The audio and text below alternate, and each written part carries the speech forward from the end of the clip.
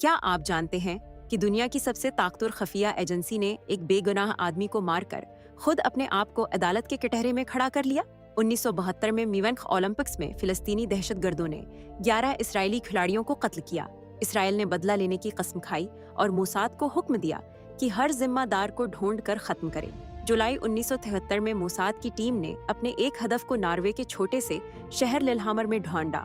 انہوں نے اس شخص کو اس کی حاملہ بیوی کے سامنے گولی مار دی، لیکن وہ غلط آدمی تھا۔ مقتول احمد بوشیکی ایک معمولی مراکشی بیرا تھا جس کا دہشت گردی سے کوئی تعلق نہیں تھا۔